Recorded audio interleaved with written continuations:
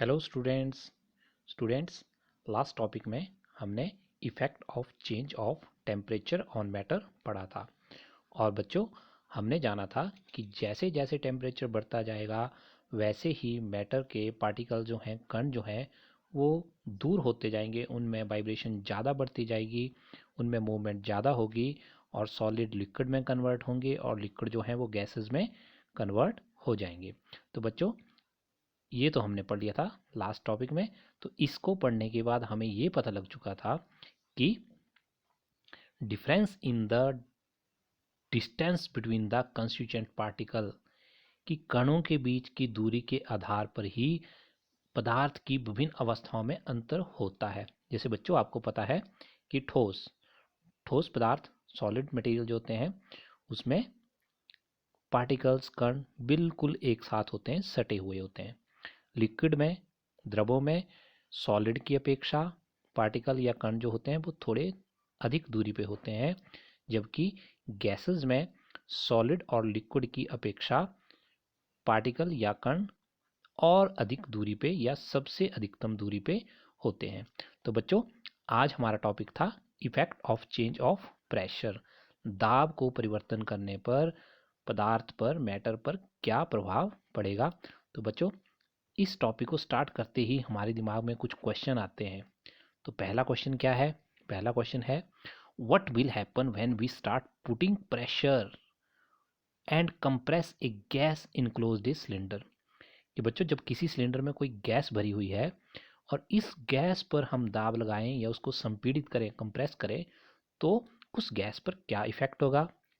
तो बच्चों, साथ में ही एक और क्वेश्चन आता है हमारे माइंड में कि what will the particles come closer, कि क्या उस गैस को, सिलेंडर में या बर्तन में रखी गैस को प्रेशराइज किया जाए, उसको कंप्रेस किया जाए, तो क्या कणों के बीच की दूरी कम हो जाएगी या उतनी ही रहेगी।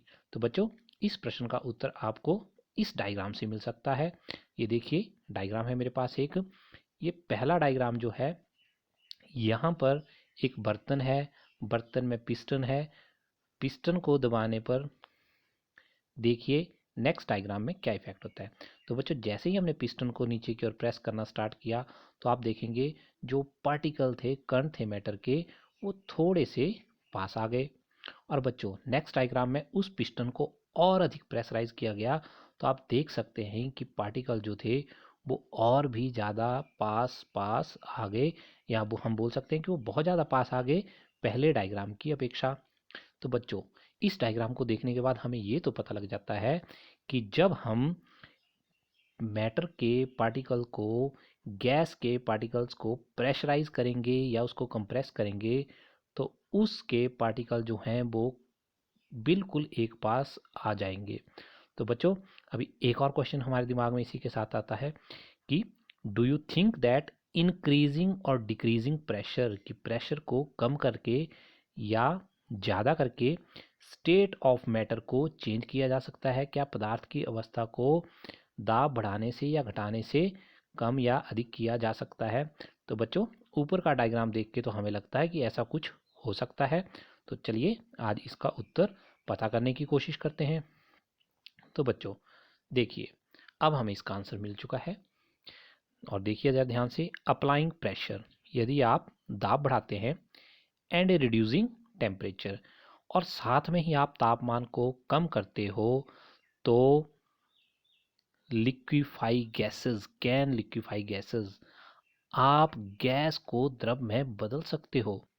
बच्चों, दो कंडीशन बताइए आपको कि आपने प्रेशर, दाब बढ़ाना है और टेम्परेचर को आपने कम करना है, और ऐसा करने पर आप गैसेस को लिक्विड या द्रव में कन्वर्ट कर सकते हो। और हमारी डेली लाइफ में हमारे पास कुछ बच्चों ऐसे एग्जाम्पल भी है जहाँ पे ऐसा किया जाता है। बच्चों, एलपीजी, लिक्विफाइड पेट्रोलियम गैस, द्रवित पेट्रोलियम गैस, जो आप सबके घरों में होती है।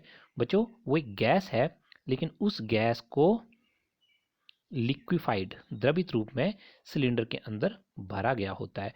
वो जो हॉस्पिटल में इमरजेंसी में ऑक्सीजन सिलेंडर भी होते हैं, जहाँ पेशेंट में किसी किसी पेशेंट को, किसी रोगी को सांस लेने में अगर तकलीफ हो रही हो तो उसको वो ऑक्सीजन मास्क लगाया जाता है। तो बच्चों, उस ऑक्सीजन सिलेंडर में जो ऑक्सीजन गैस होती है वो भी लिक्विफाइड या द्रवित रूप में ही होती है। तो बच्चों अब हमें पता लग चुका है कि प्रेशर को बढ़ाने पर और टेम्परेचर को कम करने पर गैसेस को लिक्विड में कन्वर्ट किया जा सकता है। तो बच्चों एक डायग्राम से भी हम इसको समझने का प्रयास करते हैं। ध्यान से देखिएगा, पहले वाले डायग्राम में गैसेस हैं और दूसरे वाले डायग्राम में लिक्विड ही है।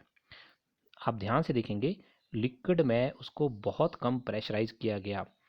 जब हमने पदार्थ के विभिन्न गुण पढ़े थे तो हमने पढ़ा था कि लिक्विड को प्रेशर किया जा सकता है परंतु कम किया जा सकता है, ठोसों को तो बहुत ही कम किया जा सकता है उसको, या उसको बिना नहीं भी किया जा सकता। लेकिन बच्चों को ध्यान से देखेंगे, गैसेस के कण जो थे बहुत बहुत दूर थे और उसको बहुत अधिक प्रेशराइज किया जा सकता है, और गैसेस को प्रेशराइज करके टेम्परेचर को कम करके उसको किसी कंटेनर में, सिलेंडर में लिक्विड फॉर्म में भरा जा सकता है। तो बच्चों यहीं से एक और क्वेश्चन है जो आपने देखा हो, सुना हो कभी। Have you heard of solid carbon dioxide? आप तो जानते हो कार्बन डाइऑक्साइड एक गैस है, परंतु बात की जा रही है कि आपने क्या सॉलिड कार्बन डाइऑक्साइड के बारे में सुना है, ठोस कार्बन डाइऑक्साइड के बारे में? तो देखते हैं क्या होता है सॉलिड कार्बन डाइऑक्साइड। बच्चों ये सॉलिड कार्बन डाइऑक्साइड जो होता है ये स्टोर की जाती है। कैसे स्टोर की जाती है? It is stored under high pressure, pressure बहुत ज़्यादा होगा। Solid carbon dioxide get converted directly to gaseous state on decreasing the pressure to 1 atmosphere। और जैसे ही इस हाई प्रेशर को कम किया जाए, 1 एटमॉस्फेयर तक लाया जाए, तो वो सॉलिड से एकदम से गैसेस में कन्वर्ट हो जाती है without coming into liquid state. वो लिक्विड नहीं होती बच्चों, प्रेशर कम किया, सॉलिड से सीधे ही गैस में कन्वर्ट हो गई। This is the reason that the solid carbon dioxide is also known as dry ice. वो बर्फ की तरह दिखती है, वाइट वाइट होती है, तो उसको ड्राई आइस इसीलिए कहा जाता है क्योंकि वो लिक्विड तो कन्वर्ट होती नहीं है, वो सॉलिड से डायरेक्टली किस में कन्वर्ट होती है, गैसेस में होती है। तो बच्चों इसी ड्राई आइस को हिंदी में शुष्क बर्फ कहा जाता है। तो जरा हिंदी मीडियम वाले बच्चे भी ध्यान देंगे कि शुष्क बर्फ ये उच्च दाब पर संग्रहित की जाती है, और जब इसका वायुमंडलीय ताप 1 एटमॉस्फेयर कर दिया जाए तो ये ठोस कार्बन डाइऑक्साइड से द्रव अवस्था में आए बिना ही गैस में कन्वर्ट या परिवर्तित हो जाती है। तो बच्चों ड्राई आइस के बारे में भी आपको पता लग गया। अब देखो यहाँ पर भी तो अवस्था चेंज हो रही है प्रेशर के माध्यम से ही।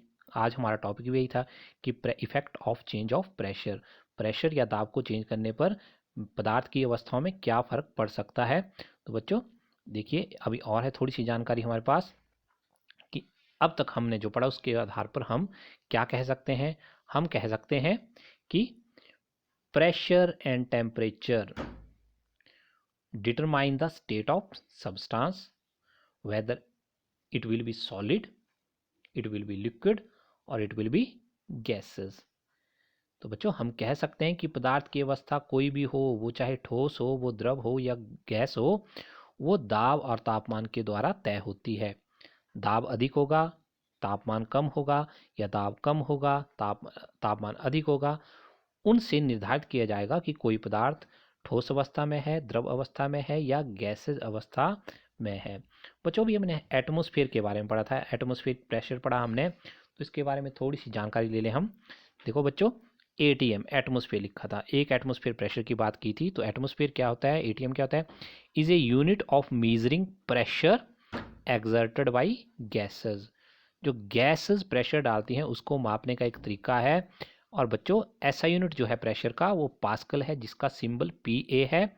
और 1 एटमॉस्फेयर जो होता है बच्चों, 1 एटमॉस्फेयर अभी हमने पढ़ा था कि जब सॉलिड कार्बन डाइऑक्साइड को 1 एटमॉस्फेरिक प्रेशर पे लाया जाता है तो 1 एटमॉस्फेरिक जो होता है एटीएम जो होता है वो 1.01 मल्टीप्लाई बाई 10 की पावर 5 पास्कल के बराबर होता है। तो एटमॉस्फेयर के बारे में पढ़ा हमने कि दाब मापने का एक गैसों के दाब मापने का मात्रक है, इसका SI मात्रक पास्कल है, पास्कल का सिंबल या प्रतीक PA है। और 1 एटमॉस्फेयर जो है वो 1.01 1.01 मल्टीप्लाई बाई 10 की पावर 5 पास्कल PA के बराबर है। तो बच्चों एटमॉस्फेरिक प्रेशर के बारे में थोड़ा सा जान लेते हैं क्या होता है। The pressure of air in atmosphere, वायुमंडल में बहुत सारी गैसेज है बच्चों, oxygen, carbon dioxide, nitrogen, argon etcetera. तो उन गैसेस का कितना प्रेशर है एटमॉस्फेयर में, उसी को एटमॉस्फेरिक प्रेशर बोलते हैं। The atmospheric pressure at sea level is 1 atmosphere. जो समुद्र तल होता है बच्चों, उस पर वायुमंडल दाब जो होता है एटमॉस्फेरिक प्रेशर वो 1 होता है, और उसी को नॉर्मल प्रेशर भी कहा जाता है। नॉर्मल एटमॉस्फेरिक प्रेशर होता है। तो हिंदी मीडियम बच्चों के लिए वायुमंडल में दाब वायुमंडलीय दाब कहलाता है।